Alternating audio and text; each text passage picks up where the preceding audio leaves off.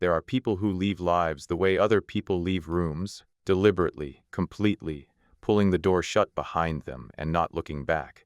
Not because they are running from something, exactly, though that framing is tempting and not entirely wrong. More because they have made a specific calculation about what the previous room cost and what the new one might offer, and the calculation has come out clearly enough that hesitation feels like a luxury they cannot afford. Nurse Dara Osei had left one of those lives. She had left it 4 years before she came to Lennox Regional Medical Center's overnight ICU, and in the 4 years since she had been building, with the specific patient thoroughness of someone who understood that what she was building was load-bearing, the life she was currently living. The nursing license. The 3 prior postings that showed a clean record and solid clinical evaluations. The particular way she moved through the overnight floor at Lennox, with a settled quality that the other staff read as confidence, which was part of it, and as familiarity with the hours and the work, which was also part of it, and as something else they couldn't quite name, which was the largest part. The something else was the residue of the previous life. Not the bad kind of residue, not damage, or not only damage. The useful kind. The kind that clinical experience in extreme conditions leaves in a person's hands and eyes, and the specific way they stood at a bedside and read a patient's trajectory from cues that the monitors hadn't yet reported. She had been on the overnight ICU at Lennox for 3 years. She had not, in three years, made a single error. She had not, in 3 years, been fully known by anyone on the floor. She had been liked, respected, professionally trusted in the deepest sense of that phrase, the trust of people who had worked through difficult nights alongside someone and knew, without needing it articulated, that the person would be where they were supposed to be when things went wrong, but known, in the sense of someone having the full picture, the shape of what she had been before the nursing license and the 3 prior postings. No. She had managed the distance between what was visible and what was true with the specific discipline of someone for whom that management was a practiced skill. The night the woman arrived in bed 6, the management ended, not because Dara chose to end it. Because the woman in bed 6 arrived without a name, without identification, without any of the documentation that the hospital's admissions process required, and the trauma team that received her had done what trauma teams did with unidentified patients. They had given her a placeholder, opened a John Doe file with a female designation, and sent her to the overnight ICU with the specific combination of injuries that required the overnight ICU's level of monitoring and care. None of that was unusual. What was unusual was that Dara Osei looked at the woman in bed 6 and knew her. Not from this hospital, not from any civilian context. From the other side of the door she had pulled shut 4 years ago, from the specific world she had left, from a posting that had been the last posting before she had made the calculation and walked away. The woman's name was Renata. The last time Dara had seen her, Renata had been standing in a doorway in a country whose name Dara was still not authorized to use, saying something that had sounded at the time like a goodbye, and that Dara had understood, only later to be something more specific than that. She was saying, "I know what you're doing. I understand it. Go."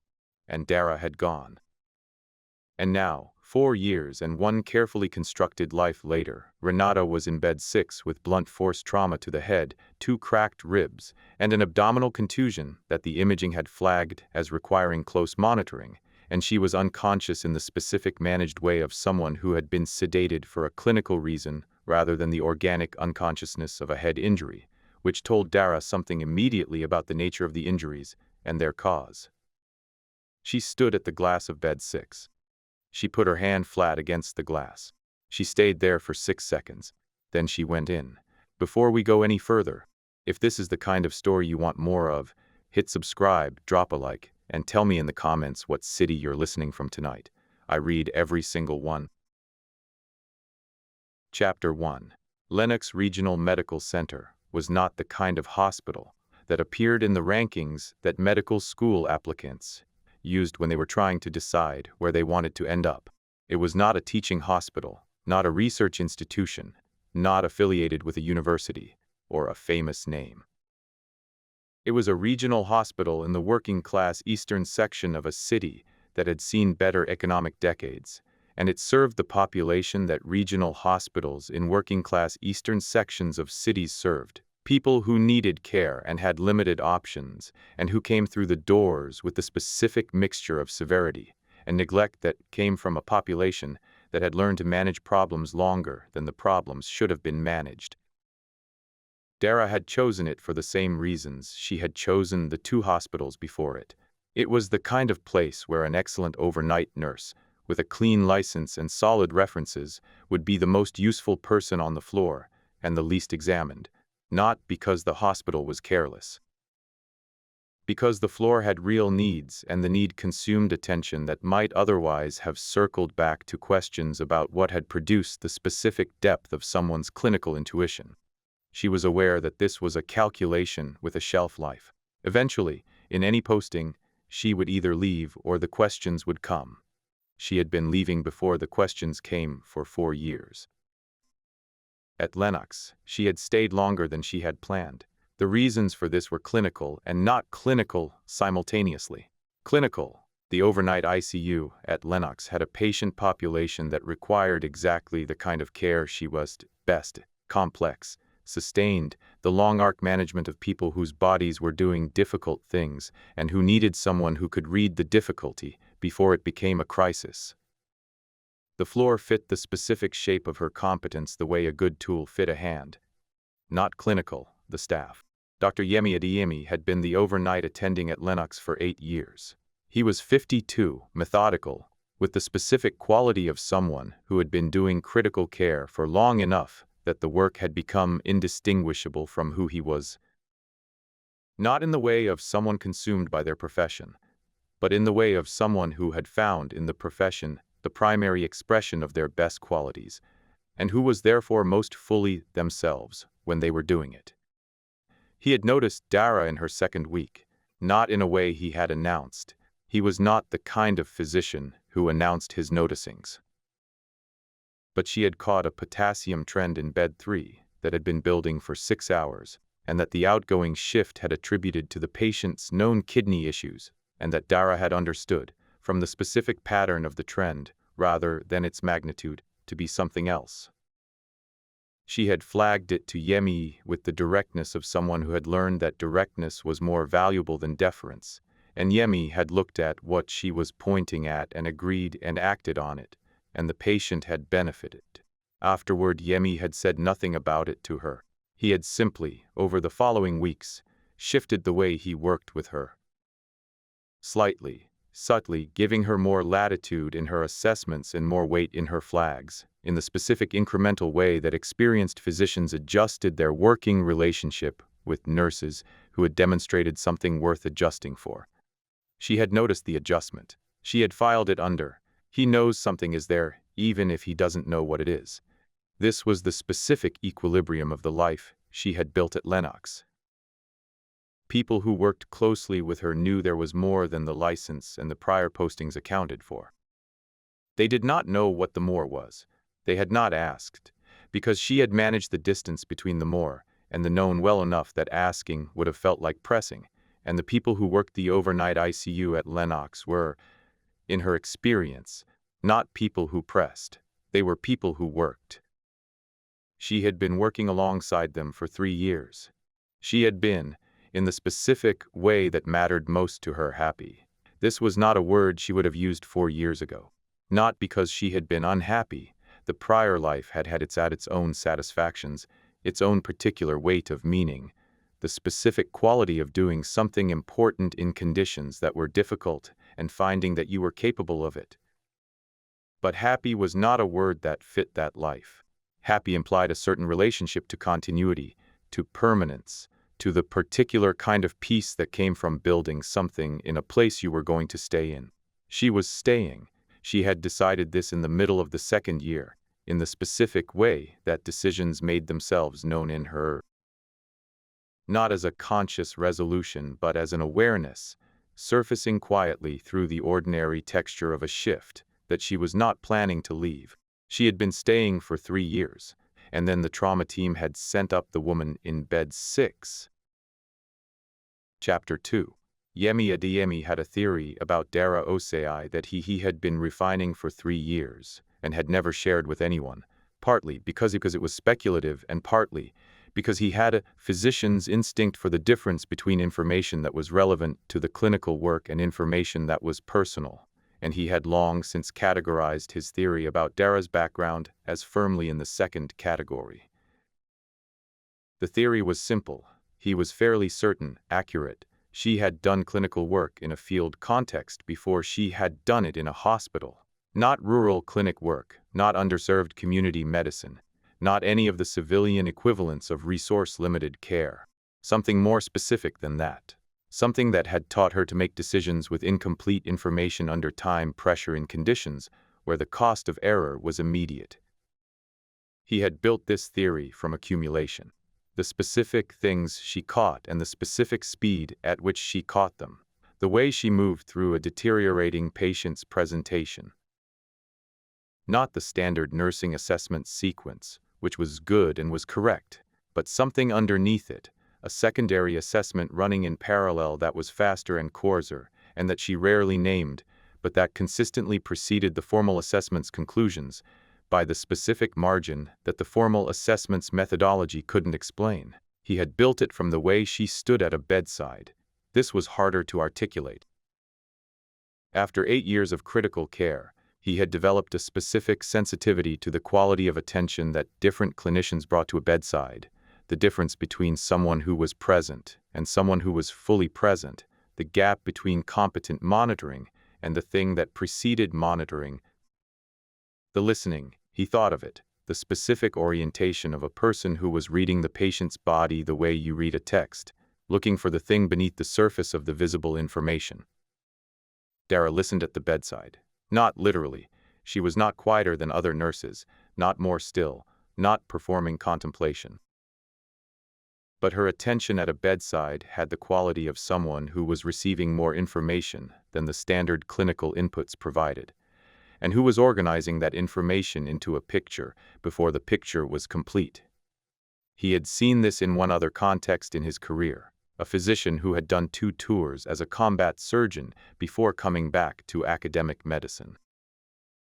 The physician had described it once, in a conversation Yemi had never forgotten, as learning to work ahead of the data, because the data was always late. Dara worked ahead of the data. He had not asked her about it. He had decided, in the 2nd month of her first year, that the asking was not his to do, that her history was hers and his role was to use what she offered and respect what she withheld. He had held this position for 3 years. The night the woman arrived in bed 6, he revised it. Not because he decided to press, because he saw what happened when Dara looked through the glass at the patient in bed 6. And what he saw in her face in that moment was not the face of a nurse recognizing a clinical situation. It was the face of a person recognizing another person. He watched her stand at the glass with her hand flat against it for 6 seconds. He counted, because counting was how he managed situations he was not yet ready to process. And then he watched her go in. He waited. He gave her 4 minutes. Then he went to the doorway of bed 6. She was at the bedside, doing the assessment. Her hands were moving through it with their usual economy and precision. Her face was doing the thing it did when she was fully focused. The specific settled quality that looked like calm, but was actually the compression of attention into a single point. But underneath it, he saw something he had not seen on her face in 3 years of working alongside her. Not panic, nothing that compromised her function, something smaller and more private than panic. The hairline crack in a surface that had been maintained very carefully for a very long time. He came into the room. She did not look up from the assessment. "I need her history," she said. "Whatever the trauma team got. They got nothing," he said. "No identification, no wallet, no phone. Paramedics found her in an alley off Clement Street. No witnesses." She was quiet for a moment. "What's the imaging show?" she said. "Abdominal contusion, no organ laceration. 2 fractured ribs left side. Head CT is negative for bleed. The sedation is for pain management and to prevent her from fighting the monitoring. She was combative in the field." Dara looked at the patient. "Combative," she said. "Yes. Even injured this badly. It was not a question. He looked at the woman in the bed, then at Dara. "You know her." She was quiet for a long moment. Then, "Yes," she said. "From here?" "Before." "Yes." He held this. He said, "Finish the assessment. Then come find me when you're ready to tell me what I need to know to give her the right care." "That's all you want," she said, not challenging, genuinely asking. The specific surprise of someone who had been managing the distance for 3 years and had prepared for the question to take a different shape. "That's all I need now," he said. "The rest is yours." He left her to finish the assessment. He went to the central station and updated the overnight census and thought about 3 years, and the theory he had been refining, and the hairline crack he had seen in her face, and what it told him about the weight she had been carrying. He thought, she's been waiting for something like this, not wanting it, but carrying the readiness for it, the way you carried readiness for anything you knew might come even if you hoped it wouldn't.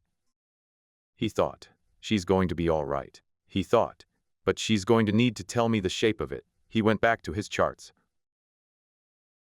Chapter 3. Her name was Renata Sabo, and she was 44 years old, and she had spent approximately the same number of years in the same world that Dara had spent 11 years in, which was to say she had been doing the kind of work that did not appear on any resume and that left its marks on the body and the mind in ways that were specific and consistent and immediately legible to anyone who had been in the same world. Dara had been in the same world. The world was intelligence work, not the cinematic version, not the version with the dramatic confrontations and the meaningful deaths and the clear moral architecture of heroes and villains. The working version, the collection and analysis of information in environments that did not want to be analyzed, the cultivation of sources who had reasons of their own for providing information, the specific daily reality of operating in foreign contexts under cover identities that required sustained performance, and the particular kind of discipline that sustained performance demanded. Dara's role in that world had been medical. She had been attached to a small unit, 4 people, varying by posting, whose function was the kind of work that required medical support of a specific nature, not the formal medical support of a military deployment, not the field hospital and the evacuation chain. The informal kind. The kind where the medical officer was also the person who had to maintain their own cover and assess threats in real time and make clinical decisions in settings that were not clinical. She had been good at it. Renata had been in the unit for Dara's last posting. Not as a medical officer. Renata's function was intelligence, specifically the cultivation of sources in environments where the sources were people with access to information that mattered and reasons to want to share it. She was, in the specific vocabulary of the world they had both inhabited, a case officer. One of the best Dara had encountered. They had worked together for 14 months. In 14 months of the specific proximity that small units in difficult environments produced, they had developed the kind of relationship that Dara had no adequate civilian word for.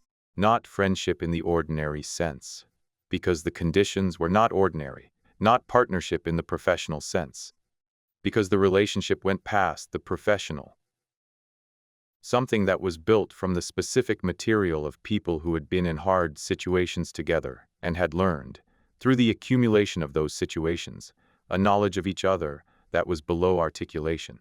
Dara had trusted Renata with the specific totality that the work required. When Dara had decided to leave, had made the calculation, had pulled the door shut, Renata had been the last person she had seen. Standing in the doorway, saying the thing that had sounded like a goodbye and was more specific than that. She had not heard from Renata in 4 years. She had not, because the nature of both their situations made contact inadvisable, and because the world they had both inhabited did not traffic in the kind of sustained personal relationships that required contact. You carried the people from that world in you rather than staying in touch with them. They became part of the architecture of who you were rather than ongoing presences in your life. And now Renata was in bed 6, injured in a way that was consistent with a specific kind of violence, not random, not the violence of an alley mugging, though someone had staged it to look like one.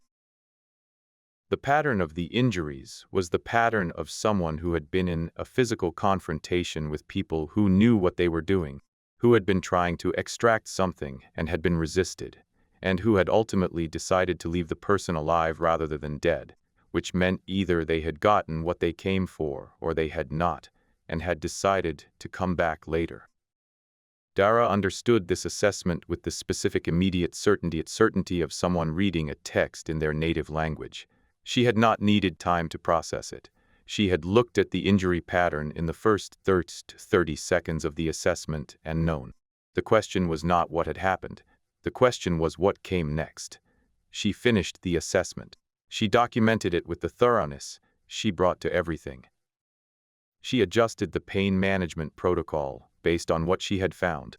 Specifically, she changed the sedation parameter that would have kept Renata in the managed unconsciousness of the trauma team's initial approach, because what Renata needed was not sedation, and what she was going to need, when she woke up, was to be able to think. She went to find Yemi.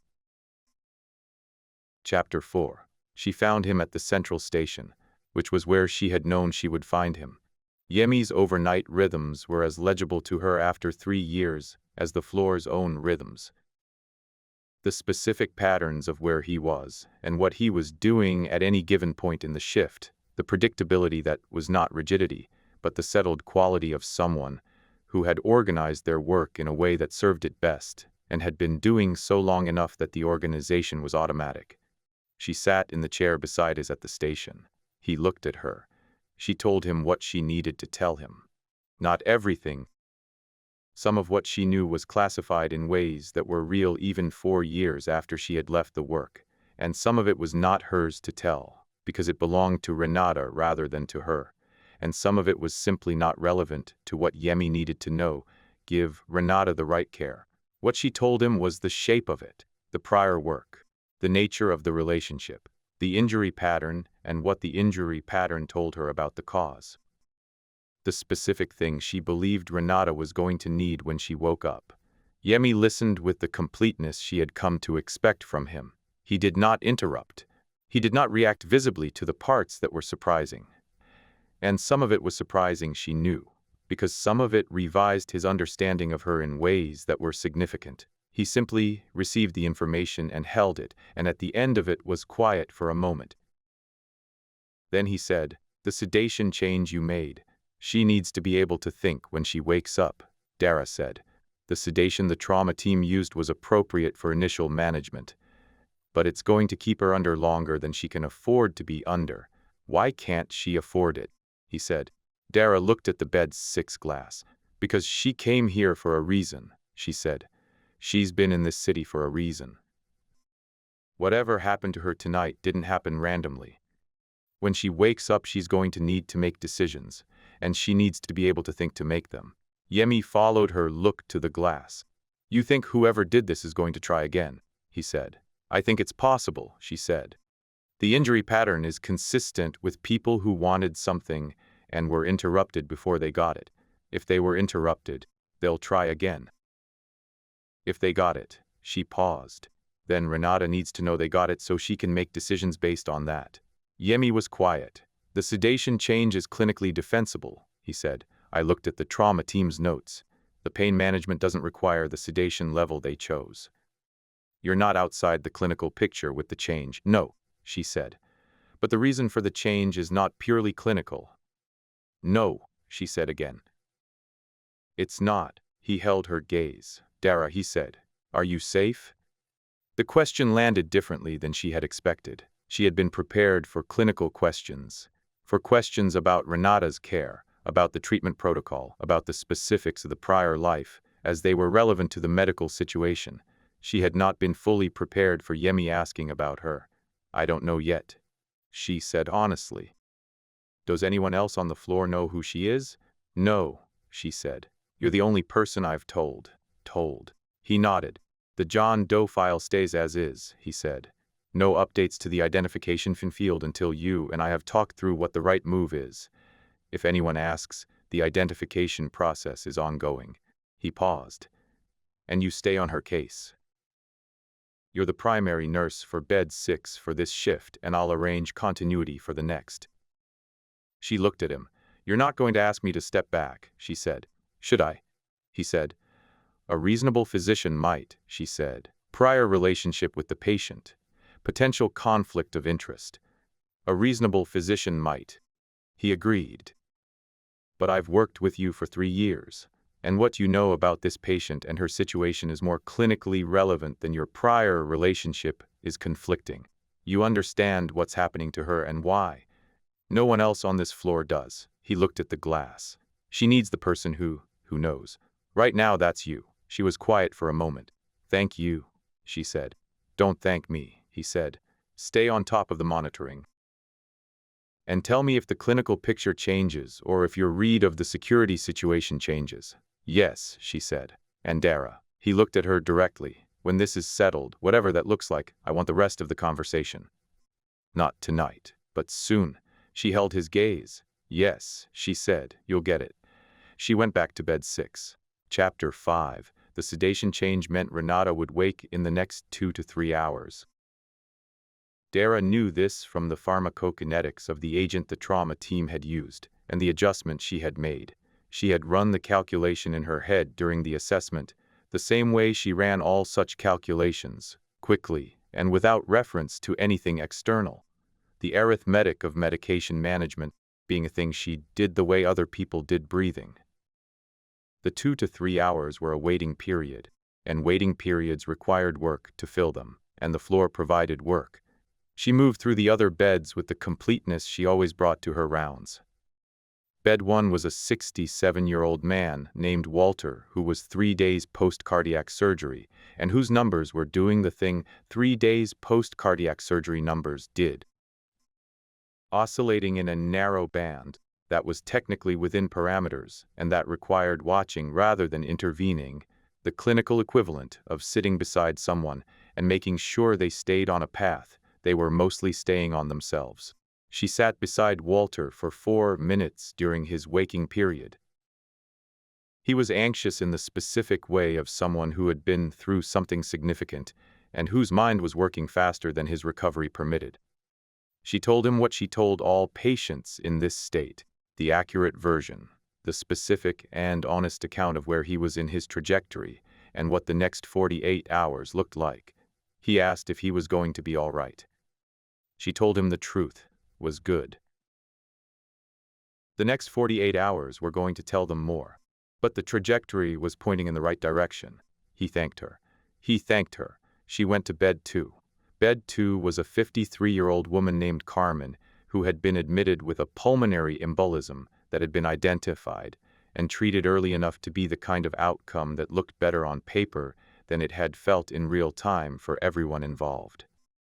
Carmen was medically stable and emotionally in the specific state of someone who had recently had a close encounter with a bad outcome and was still processing the proximity.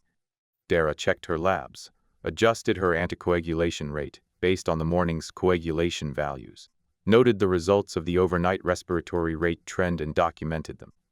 She was at the documentation when Carmen said, "You're the one who caught it." Dara looked up. "The embolism," Carmen said. "The doctor told me this morning. He said the overnight nurse flagged it before the alarm went off. That was you." Dara had flagged it based on a respiratory rate pattern that was building towards something before the trajectory was visible in any single measurement, the kind of catch that she made by reading the trend rather than the snapshot. "Yes." "How did you know?" Carmen said. "The numbers were moving in a direction that the individual readings didn't show," Dara said. "You have to look at them over time. Most people don't look at them over time," Carmen said. "Most people don't need to," Dara said. "The alarms are designed for the snapshot, but the snapshot is always late." Carmen looked at her. "You learned that somewhere specific," Carmen said. "Not pressing." The observation of someone who had been watching Dara work and had arrived at a conclusion. "Yes," Dara said. "Somewhere specific." Carmen nodded as if this confirmed something she had already decided. "Thank you," she said. "Sleep if you can," Dara said. "Your body is doing a lot of work right now, and sleep is how it does it best." She went to bed 3. She worked through the rest of the beds with the systematic attention of someone who understood that the work was not divided into the important parts and the routine parts, but was a single continuous thing. All of it requiring the same quality of attention, because you could not know in advance which part was going to matter. She had learned this in the prior life, and it had transferred without modification to the overnight ICU. She was at bed 8 when the monitor at bed 6 changed. Not an alarm. She had set the thresholds deliberately so that Renata's waking would not trigger an alarm in the unit, because she did not want the waking managed by anyone else before she had the opportunity to be there for it. The change she had set to alert her was a subtle one, a specific pattern in the EEG that indicated the sedation was lifting and consciousness was approaching. She went to bed 6. She pulled the chair to the bedside. She sat. She waited. Chapter 6. Renata came back to consciousness the way certain people came back from sedation, not gradually, not through the fog of a slow emergence, but with the specific purposeful quality of someone whose nervous system had learned to return to alertness as quickly as possible, because slowness in the emergence period had historically been a liability. Her eyes opened. They moved immediately, sealing room, equipment, exits. The automatic scan. Dara had done the same scan herself in similar circumstances and recognized it. Then the eyes found her and stopped.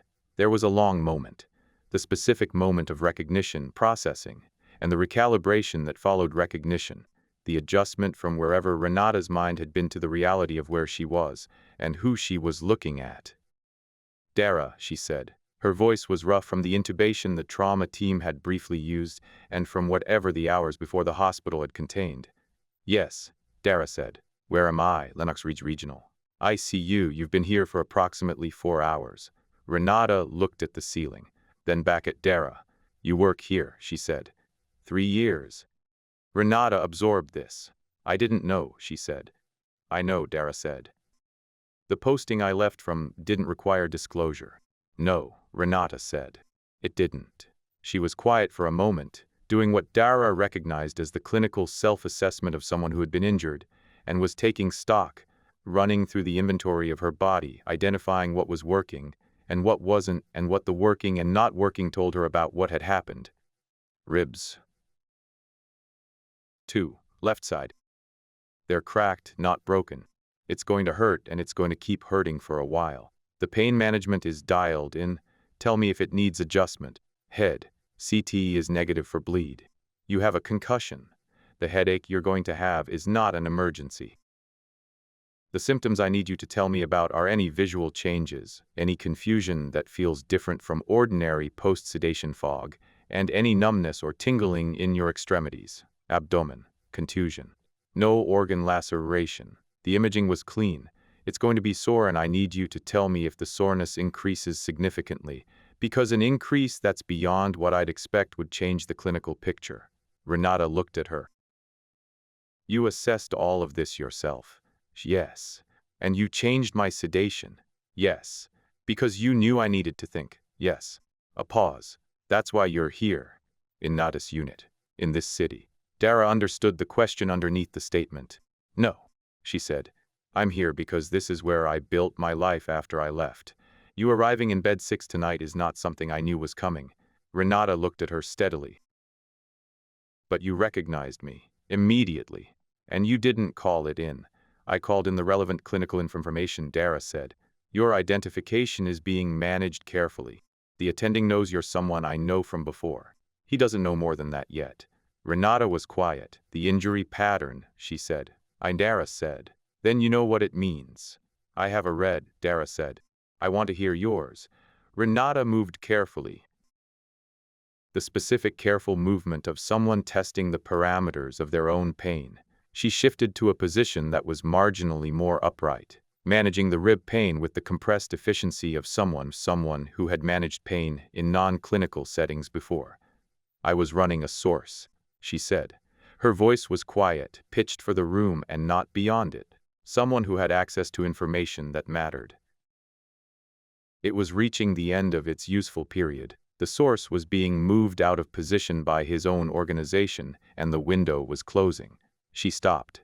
Someone from a competing interest found out about the source. They came for the documentation. I didn't have it on me. Do they know that? Dara said. They know I didn't give it to them, Renata said. Whether they believe I didn't have it or believe I held out, I don't know. Where is the documentation? Renata looked at her. Safe, she said. In a place they won't find it. But you need to get to it. Eventually. Not while you're in this condition, Dara said. No, Renata agreed. Not while I'm in this condition. They looked at each other across the small distance of the bedside. How long do I need to be here? Renata said. Renata said. Dara said. Minimum 48 hours. The ribs need monitoring. The concussion needs monitoring. The abdominal contusion needs serial assessment. You are not in a condition to be ambulatory in any meaningful sense. 48 hours is a long time, Renata said. Yes, Dara said. It is. Which means we need to think about what the next 48 hours look like from a security standpoint. Because I don't think the people who did this are going to wait 48 hours before trying again. Renata held her gaze. You've been thinking about this, she said. Since I recognized you, Dara said. What's your read? Dara thought about the positioning, the hospital, the overnight ICU, the specific advantages and disadvantages of the space. They don't know you're here, she said. Whoever they are. They left you in an alley, which means they either thought you were in worse condition than you are or they were interrupted before they could do anything else. They don't know you were brought here. This hospital's patient records are not publicly accessible. Your name is not in the system. We have you as an unidentified female. She paused. That gives us a window. Not a large one, but a window. And in the window, Renata said. In the window you need to contact someone who can close the situation, Dara said. Not through any channel that can be traced to this building. And you need to do it before you're in any condition to move, so that when you can move, the people who need to know you're alive and functional already know. Renata was quiet for a long moment. You've thought about all of this very quickly, she said. Some habits don't atrophy, Dara said. Something moved through Renata's face. Not quite a smile. Something smaller and more specific. The expression of someone who's received a confirmation they had been uncertain about. No, Renata said. They don't. Tell me who you need to contact, Dara said. I'll figure out how to make it happen. Chapter 7. What she figured out took 4 hours. The specific 4 hours of an overnight shift that were past the halfway point and moving toward morning, the hours that had their own quality. The floor's needs were steady rather than escalating.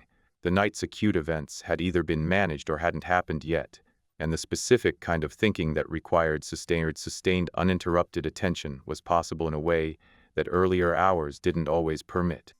Renata needed to contact a specific person, not through any channel that ran through the hospital's communication systems. Those were logged and traceable, and the log was the problem. Not through Renata's own devices, which she had not had on her when the paramedics found her, and which were therefore either with whoever had taken them or still in the alley and equally inaccessible. She needed a phone that was not traceable to Renata or to the hospital. Dara had one, not because she had planned for this. Because she had been, since she left the prior life, a person who maintained the specific practical infrastructure of someone who understood that the world she had come from had not fully released her, simply because she had chosen to release it. She kept certain things, not out of paranoia. She had made peace with the life she was building and did not live in a state of vigilance that was incompatible with the peace. But out of the specific practical wisdom of someone who had been in enough situations to know that maintaining certain capabilities cost very little, and the absence of them could cost considerably more. She kept a phone that was registered to a name that was not her name, paid for with cash, used for nothing and kept charged for everything. She retrieved it from her locker during the shift's quiet period. She brought it to Renata. Renata looked at it. She looked at Dara. You kept a clean phone, she said. Yes, Dara said. After 4 years of building a civilian life. Renata held the phone for a moment. There's a number I can reach someone at, she said. It's going to require a code that establishes my identity. When I give it, the person on the other end is going to want to speak to whoever brought me the phone. They can speak to me, Dara said. They're going to know who you are, Renata said. From the code. The code will establish context that includes you. Dara thought about this. She had known, since the moment she recognized Renata, that the management she had been doing for 3 years was not going to survive the night intact. The door she had pulled shut was going to have to open, not all the way, not permanently, but enough for this specific thing to pass through it. That's fine, she said. Renata dialed. The call took 9 minutes. Dara was present for 7 of them. The person on the other end of the call had, as Renata had predicted, wanted to speak to her, and she had spoken briefly and accurately, and in the specific compressed language of people who had been in the same world and did not need to explain the architecture of a situation to each other, because the architecture was shared. What was established in those 7 minutes? Renata was alive, at a specific hospital, and would be there for a minimum of 48 hours. The documentation she had been protecting was where she had said it was. The people who had come for it did not have it. A team was going to be activated to handle the situation at the documentation's location and to manage the competing interest that had sent the people who had done this to Renata. What was also established? Dara's involvement was noted and was not a problem. Her current life was not being disrupted. This was not a summons. When the call ended, Renata coming back, Renata said. Nara said. He knows that. Good. Renata was quiet for a moment. You built something real here, she said. That was clear from the call. She paused. The way you talked about the hospital. The way you talked about your attending. The specificity of it. 3 years, Dara said. More than 3 years, Renata said. You can be somewhere for a long time without building something. This is different. Dara looked at the unit through the glass of bed 6, at the other beds in the monitoring station and the overnight floor doing its specific quiet work. Yes, she says. She took the phone back. She went to tell Yemi the relevant parts of what had just happened. Chapter 8. She found him where she had found him the first time, at the central station, with his charts, doing the overnight attending's work of managing the space between the clinical acuity of the floor and the administrative requirements of the institution. He looked up when she came. She sat. She told him the relevant parts, not the specifics of the call. Those were not hers to share, and not his to receive, and both of them understood this without it needing to be stated.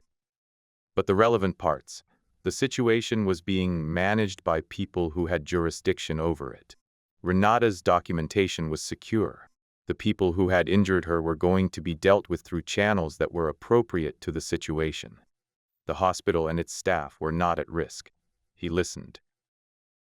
When she was done, he said, the identification. She can remain unidentified for the duration of her stay, Dara said. The people managing the situation would prefer it. Clinically, that's manageable, he said. It creates some administrative complexity, but nothing that can't be handled. Yes, she said. He looked at the bed 6 glass. She's awake, he said. And stable. Clinically stable. She's in pain and she's going to be in pain for a while, but nothing about her current presentation is alarming. The concussion needs monitoring. The ribs need monitoring. The abdominal contusion is what it appeared to be on imaging, painful and not dangerous. He knew, he said. I'm fine, she said. That's the most unconvincing thing you've said in 3 years, he said, not unkindly. She was quiet for a moment. The night has been a lot, she said, but I'm fine. The clinical work is the clinical work. Whatever the emotional weight is, I'm managing it. I know you're managing it, he said. You always manage it. I'm asking if you're fine. She looked at the station. I will be, she said. When she's discharged and the situation is closed and the floor is what it was before tonight. He held her gaze. The floor is going to be what it was, he said. That part isn't changing. She understood what he was saying. He was saying, you belong here.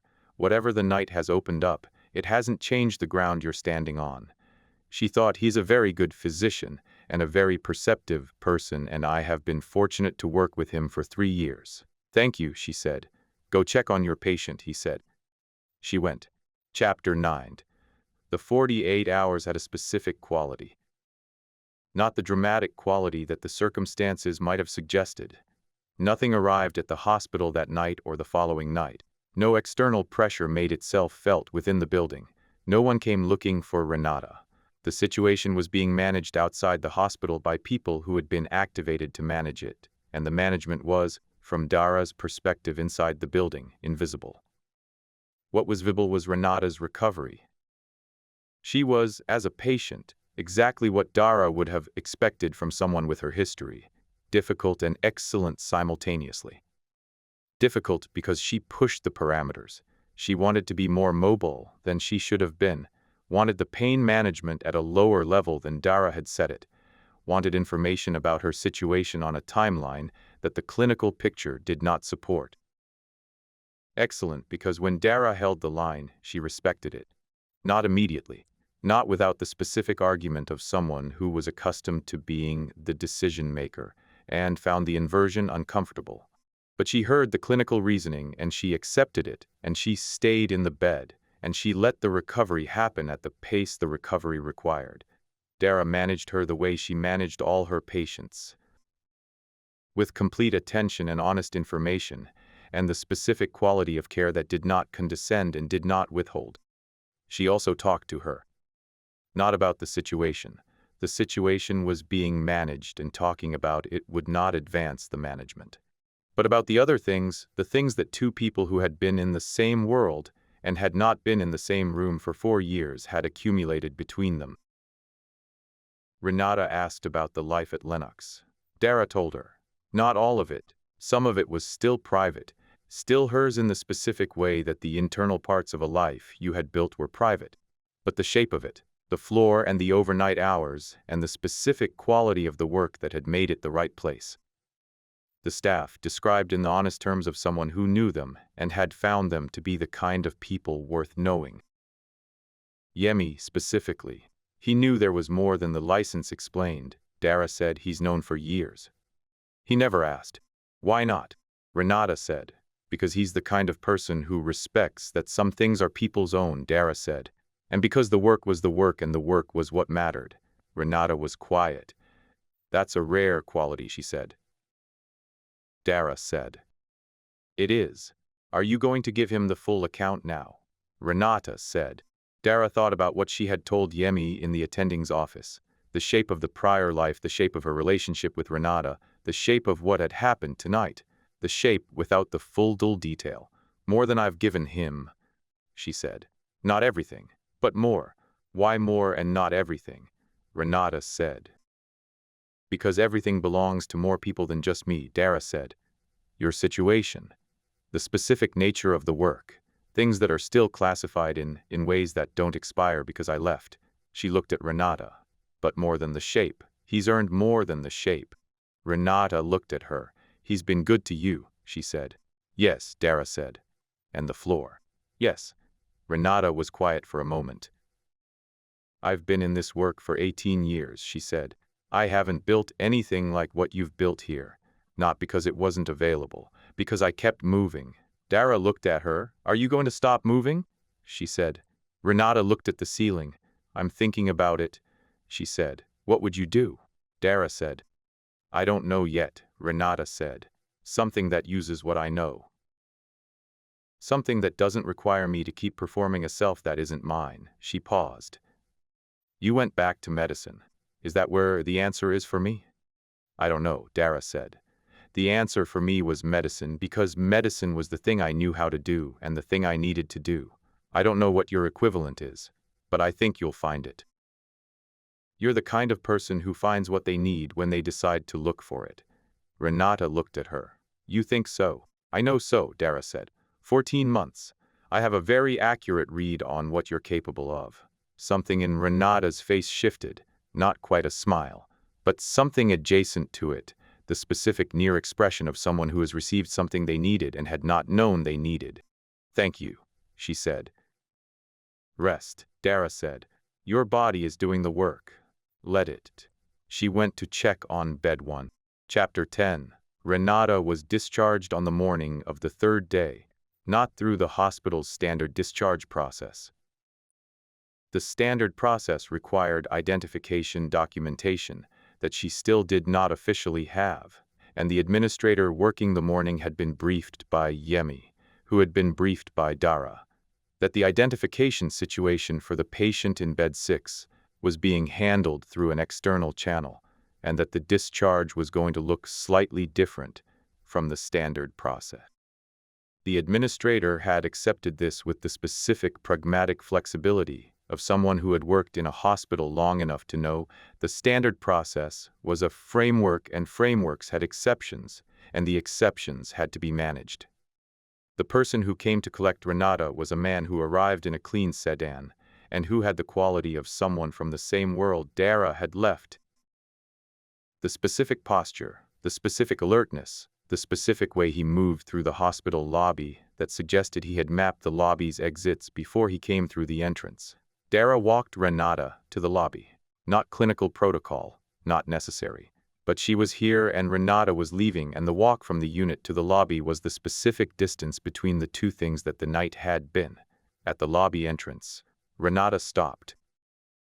She looked at Dara. "The documentation is being recovered," she said.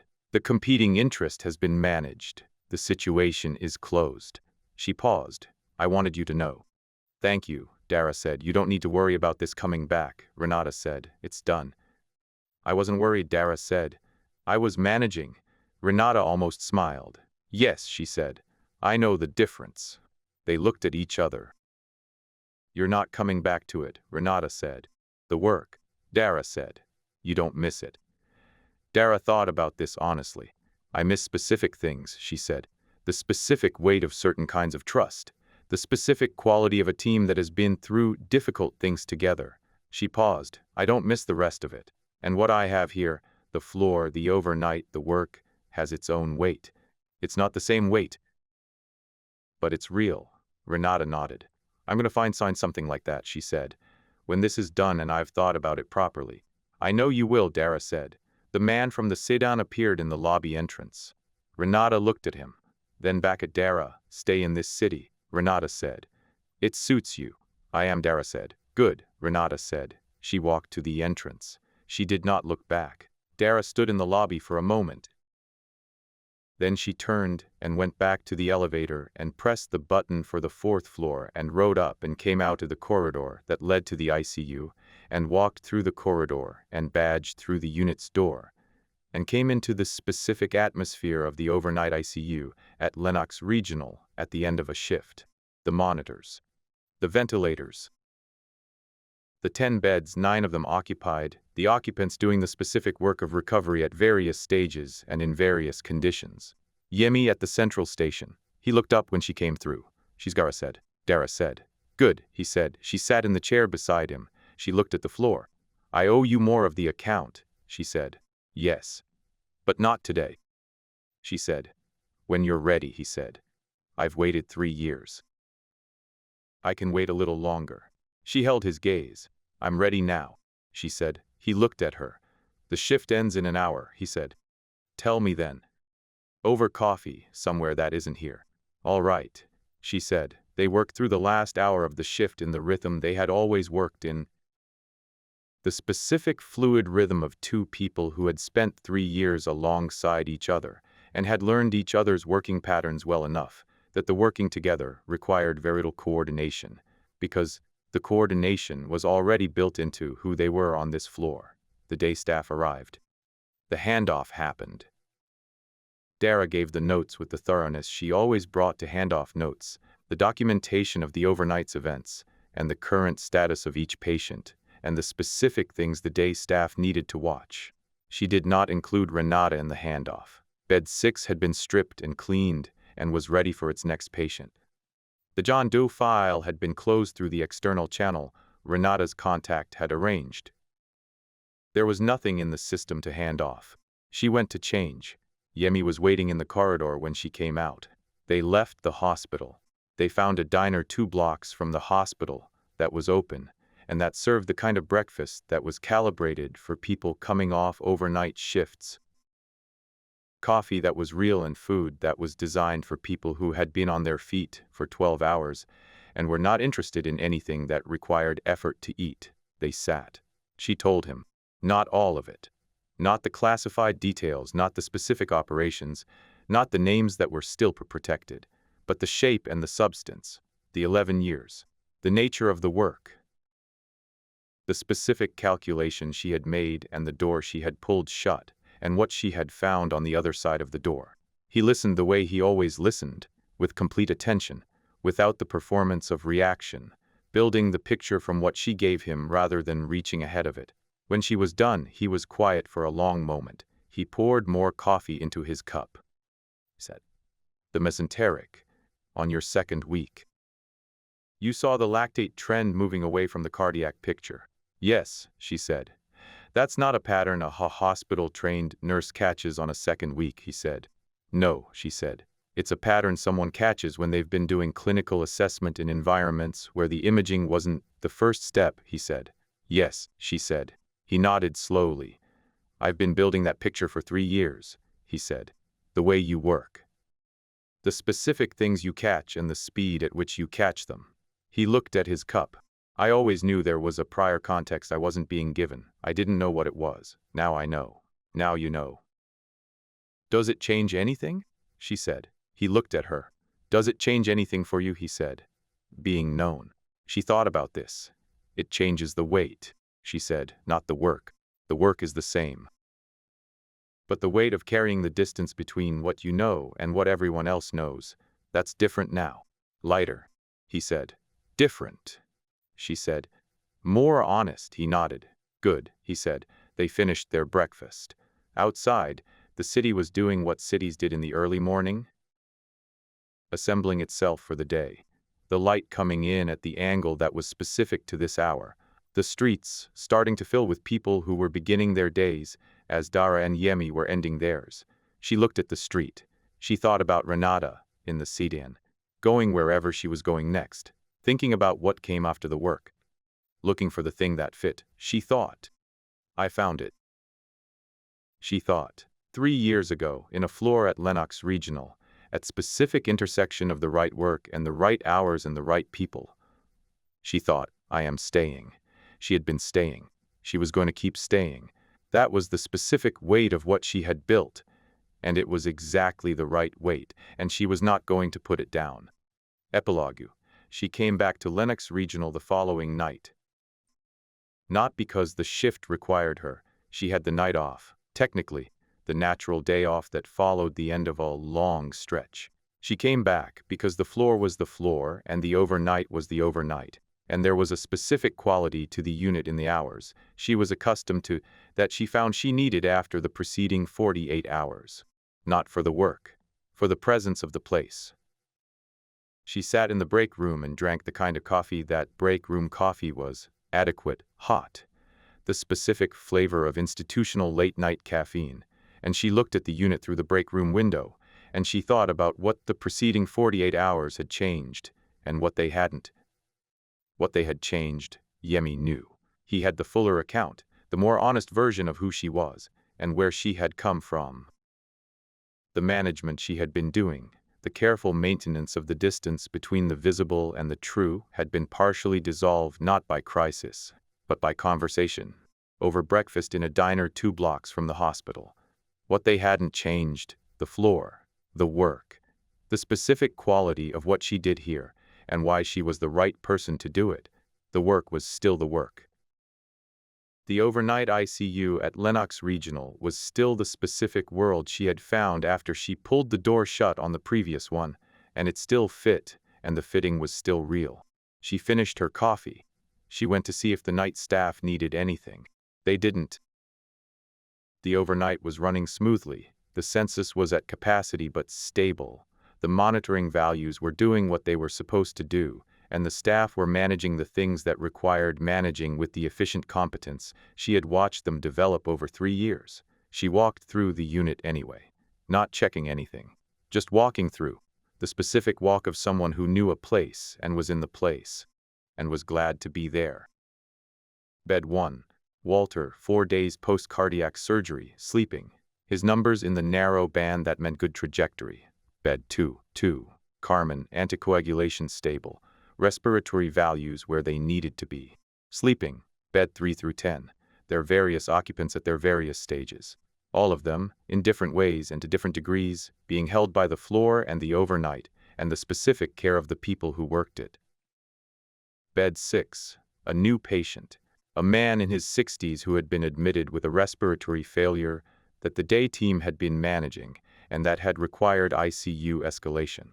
His numbers were challenging and the night was going to require attention. She stopped at his bedside, the overnight nurse who had him. A second year named Priscilla, who had come to the unit 8 months ago, and who had the specific quality of someone who was going to be excellent and wasn't quite there yet, was at the monitoring station reviewing his values. "Tell me what you see," Dara said. Priscilla looked at her, then at the monitoring values. "The respiratory numbers are improving," Priscilla said. "He responded well to the bronchodilator," Dara said. Priscilla looked again. "The metabolic picture is..." She stopped, looked more carefully at the trend. "The metabolic picture is moving differently from the respiratory. They're not moving together." "What does that tell you?" Dara said. Priscilla was quiet for a moment. She was doing the work, not the performed consideration of someone stalling, but the actual working of a clinical mind through a problem in real time. "That something else is driving the metabolic side," she said, "independent of the respiratory." "Yes," Dara said. "So what do you do?" "I flag it," Priscilla said. "I contact the overnight attending. I don't wait for an alarm." "Because?" Dara said. "Because the alarm is always late," Priscilla said. She had said that once to Carmen in bed 2 in conversation. She hadn't said it in any formal teaching context. She had said it because Carmen had asked how she had known what she'd known, and she had answered honestly. Priscilla had been in the room. The transmission was the transmission. It happened in real time, through proximity, through the specific alchemy of one person doing something real within range of another person who was paying attention. "Flag it now," Dara said. "Don't wait." Priscilla went to the phone. Dara watched her make the call.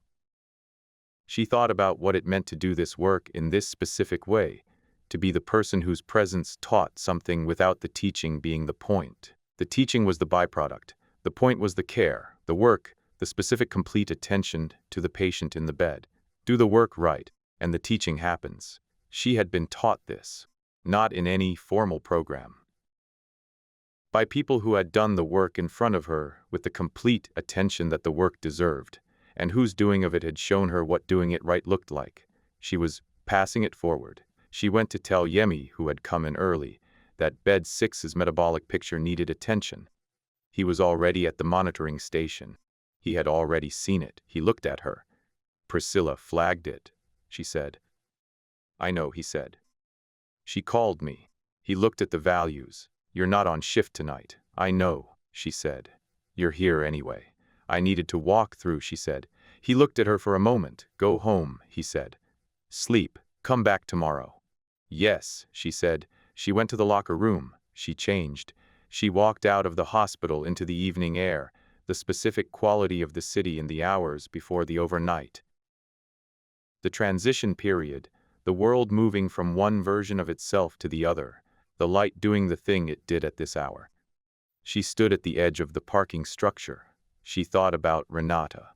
She thought about the prior life and the door she had pulled shut, and what was on the other side of the door she had opened instead. She thought about Priscilla saying the alarm is always late and meaning it, understanding it, not because Dara had told her, but because she had absorbed it through proximity. She thought, this is the work, she thought. I am in the right place. She had been in the right place for 3 years. She was going to be in the right place tomorrow, and the night after that, and the nights that followed, each one containing its own patience and its own weight and its own contribution to the ongoing work of a floor that received whatever the city sent and tried, every hour of every shift, to meet it with everything it had. She went home. She slept. She came back. The floor breathed. The city breathed. The work went on. It always went on. That was the nature of it. That was why she was here. If you love this type of intense nurse-taking action tales, hit that like button.